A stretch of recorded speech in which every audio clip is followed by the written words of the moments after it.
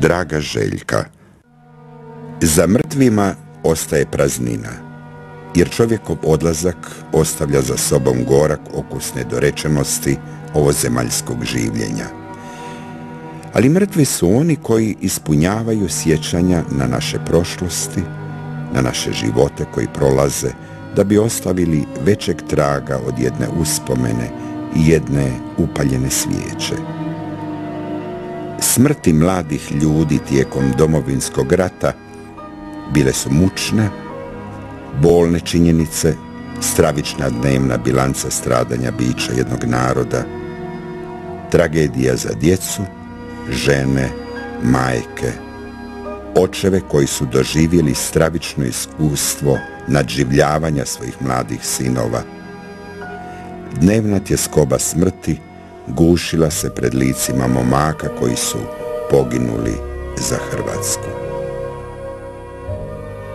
Danas, više nego prije, potrebno se prisjetiti njihovih žrtava pred kojima se čovjek osjeća malenim.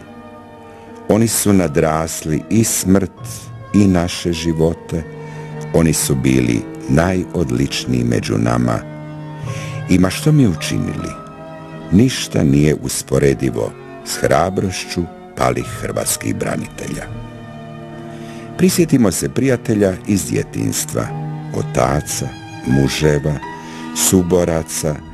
Prisjetimo se onih čija smo lica posljednji put gledali na osmrtnicama dnevnih listova i prisjetimo se da je smrt nešto više od dramatične i bolne ceremonije ispraćaja, da nema mjesta ni velikim riječima, ni zaklinjanjima. Mislim da je ova sadašnjost, ja mislim da to više boli nego 91. zato što ti ljudi su jednostavno zaboravljeni i bačeni su u kut. Ti ljudi nisu oni kalkulirali s Bogom. Nitko njih nije pitao. Oni su ipak dali svoje živote. Možemo mi govoriti sada što god hoćemo, ali ja njim se divim i svaka im čast. Oni koji su tamo ostali, čak ni groba im se ne zna, svaka im čast. Tada smo svi krunice oko vrata imali, palili smo svijeće na prozorima. Tada se nešto događalo u našim srcima, sad ko da se sramimo biti Hrvati, ko da se sramimo ljubiti svoj narod. Čega se srami? Biću ponosan jer sam Hrvat. I u Americi kad govorit ću na hrvatskom jeziku, neka prevađa iz Engleze. Ja sam ponosan što sam Hrvat. Da li smo se borili za to da ministru branitelja invalid mora donijeti drvenu nogu, da bi vjerovao da je zaista invalid? Male preinake, ona će služiti jednom po vašem poštenom invalidu. Gospodine Pančiću, izvolite, ako ćete je primiti.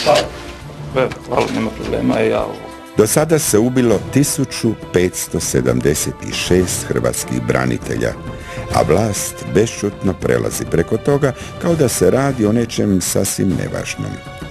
Država popravlja ili vraća kuće Srbima koji se nakon 10 ili 15 godina vraćaju u Hrvatsku nakon što su napravili sve da slobodne i nezavisne Hrvatske ne bude. Nakon što su zajedno s četnicima i JNA terorizirali Hrvatsku i od straha iz nje pobjegli, sada ih vlast dočekuje kao posebno drage i poželjne povratnike, a onima koji su se protiv takvih i sličnih borili za slobodu, oni su postali građani drugog reda.